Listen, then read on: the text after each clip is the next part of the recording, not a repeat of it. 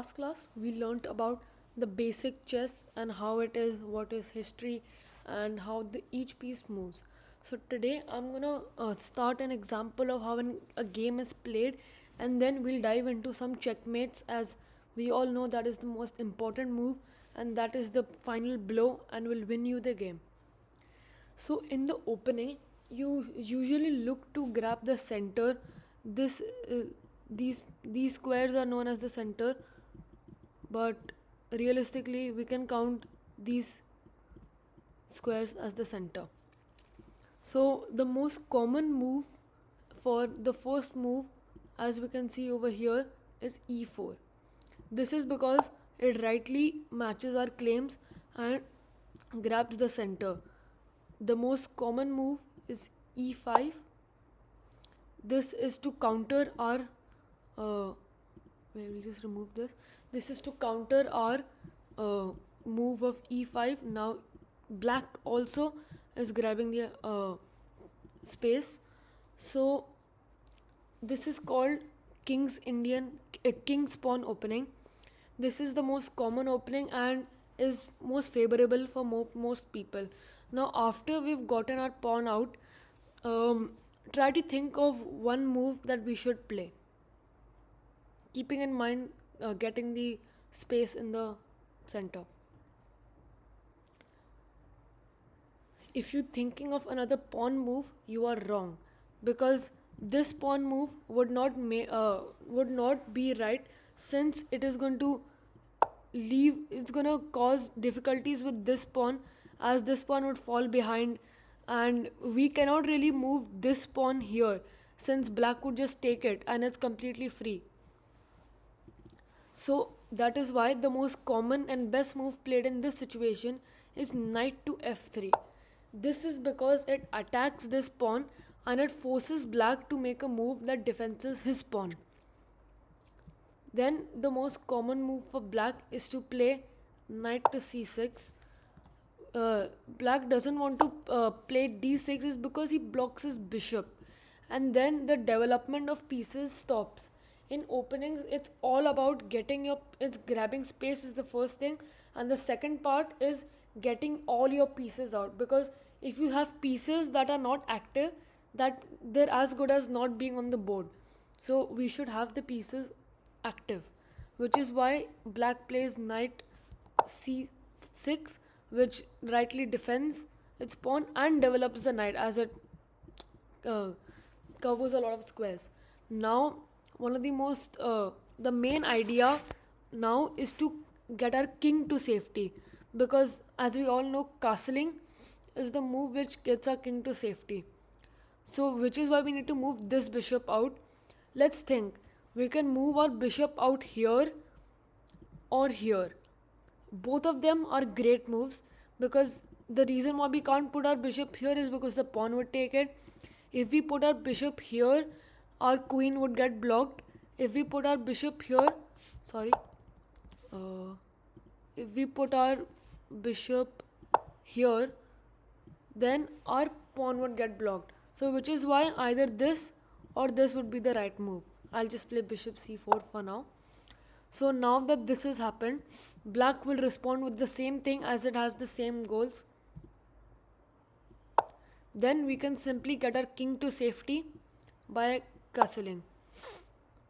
Then the game goes, black gets his knight out, as that will attack our pawn and will make a move to prevent it. Now we can actually play d3, while black could not play d6, because now it does not block our white bishop, as it's already been taken out.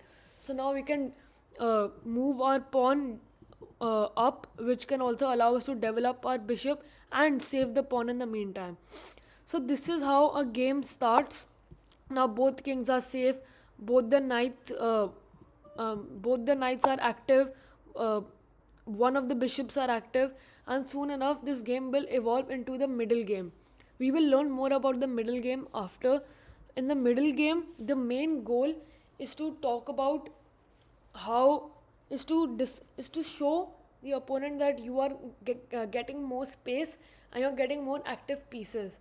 For example, a main middle game move And the middle game, we try to use most of our tactics, which I will teach you guys in the next and the forthcoming lessons. Now we will go on to some checkmates. So, first we'll learn about the checkmates, then we'll move on to checkmate in ones, which is you play one move and the black's king is checkmated. So, uh, firstly, a queen and rook mate. A queen and rook mate is when you have one queen, one rook, no other pieces on the board. Can you guys guess what the move will be? If you guys want a hint, the move is rook h6. Now the black will go. Now black will go here. Now we can play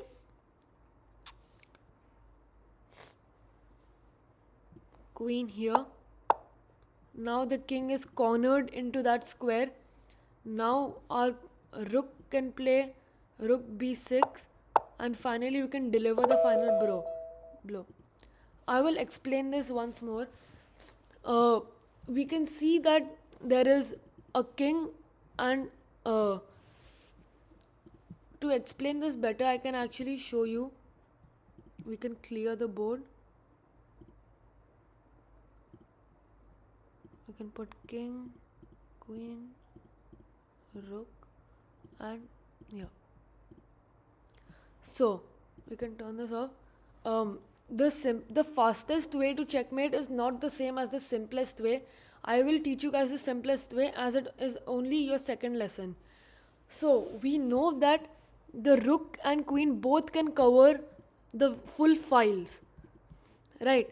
So all we have to do is keep cutting down the files so that black does not have anywhere to escape. So simply we can start with putting a queen here. Now we're covering this and this. Then black moves, for example, here. We check him. Again, he cannot come here. Then it moves. We repeat the cycle until we have found a checkmate. As you know, the checkmate is shown as a hashtag and check is shown as a plus. This is called the most common mate. It's called ladder mate. This, for example, this is queen and rook ladder mate. We can also have a rook ladder mate, as the purpose that the queen is serving here is the same as a rook would. So this is one of the most basic checkmates. Now let's look at some checkmates in real puzzles. These puzzles are on Lichess if you want to practice. We'll go to the easiest puzzles. So try to spot checkmate in one.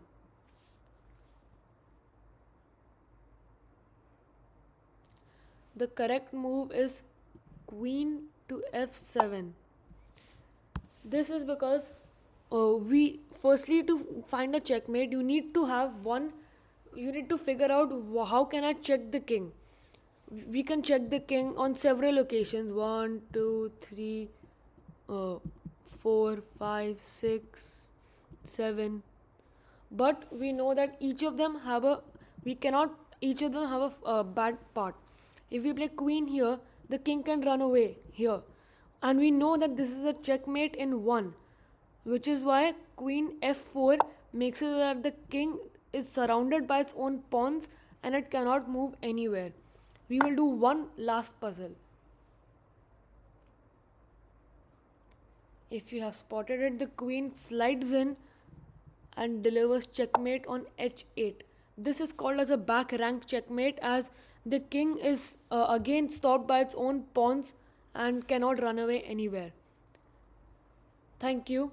It has been a lot for this session, and next class we will begin with some tactics.